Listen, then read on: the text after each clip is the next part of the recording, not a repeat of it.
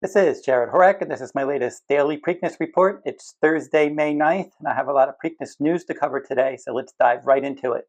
Now, Kentucky Derby winner Mystik Dan was back to the track for the second straight day at Churchill Downs on Thursday. He had an easy gallop under exercise rider and retired jockey Robbie Alvarado. He retired in 2021, and he did win the Preakness Stakes twice, aboard Curlin for trainer Steve Asmussen and aboard Swiss Skydiver for trainer Kenny McPeak.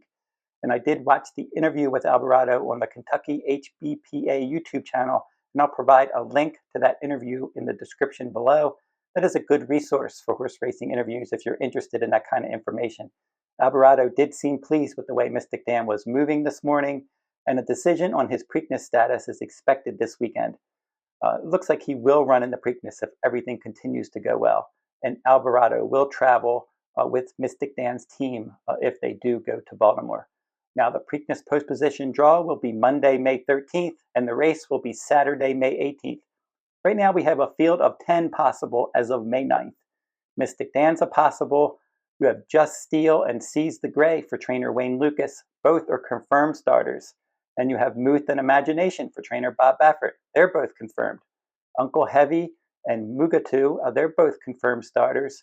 Copper Tax is possible. Then you have Catching Freedom, fourth in the Kentucky Derby. He's possible.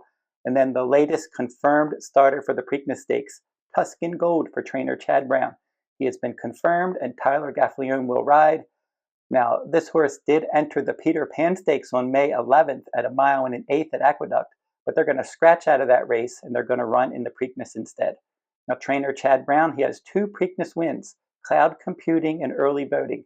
Now, Cloud Computing in his third career start finished third in the Wood Memorial. They decided to skip the Kentucky Derby, and then he won the Preakness 6 weeks after the Wood Memorial. Then you had Early Voting in his third career start, same thing. But he was second in the Wood Memorial. They decided to skip the Kentucky Derby, and then he won the Preakness 6 weeks after the Wood Memorial. And in 2023, Chad Brown had blazing sevens in the Preakness, but he couldn't quite catch Bob Baffert's National Treasure, who was out there controlling the pace. Blazing Seven stalked wide, he just missed, and he was exiting a third place finish in the Bluegrass Stakes. And for that one, the Preakness was his first start in 6 weeks. So you're starting to see a pattern with Chad Brown. He has these fresh horses for the Preakness, and they typically run well. Now, Tuscan Gold in his third career start was third in the Louisiana Derby. So the Preakness will be his fourth career start, just like it was with Cloud Computing and Early Voting. And the Preakness will be his first start in 8 weeks, so he's a little bit fresher than those two. They came back in 6 weeks. He's had 5 published workouts since the Louisiana Derby. He's going to work again over the weekend, and then he's going to be running in the Preakness Stakes. Now, Just Steel and Seize the Gray for trainer D. Wayne Lucas. Just Steel had a rider listed just today. Joel Rosario will ride him in the Preakness, and then Seize the Gray will have his regular rider, Jamie Torres. Now, they're both back in 2 weeks, and they're going to van to Pimlico on May 13th. Now, Muth is going to have Juan Hernandez aboard, and Imagination will have Frankie Dettori, and they're both going to breeze on Friday, May 10th at Santa Anita Park for Bob Baffert, and they're going to arrive at Pimlico on Tuesday, May 14th. Now, for Muth, the Preakness will be his first start in 7 weeks, so he's fresh for the race. He was first in the Arkansas Derby on March 30th, and he beat Just Steel and Mystik Dan that day. He has good early pressing speed, so he should make his presence felt throughout in the Preakness, and he is the likely Preakness favorite. Now, Imagination, the Preakness will be his first start in 6 weeks. He was second in the Grade 1 Santa Anita Derby in his last start. He finished a decent second behind Stronghold. That was on April 6th. He has early pressing speed, and he's one that should be forwardly placed as well. Now, Uncle Heavy, he won the Grade 3 Withers Stakes earlier this year, and he was wide from an outer post in the Wood Memorial, and he finished 5th. He likes to stalk the pace, and for him, the Preakness will be his first start in 6 weeks, and a rider has yet to be announced for Uncle Heavy. Now, Mugatu was 5th in the Grade 1 Bluegrass Stakes, and he was on the also eligible list in the Kentucky Derby, and he scratched out of that race when he didn't draw into the field. So Joe Bravo is going to ride him in the Preakness, and he's a closer, and this will be his first start in 6 weeks.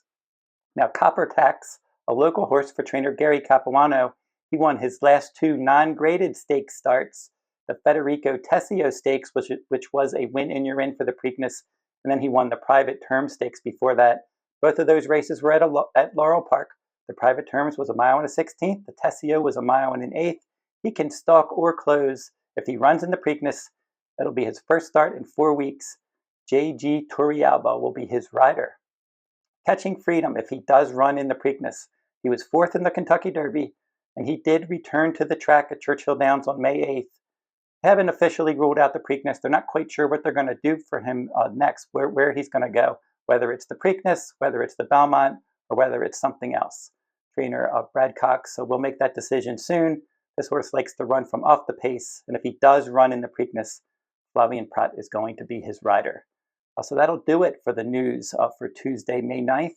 I'll keep coming back every day and updating this Preakness news. And don't forget to like, subscribe, and comment if you like this horse racing content.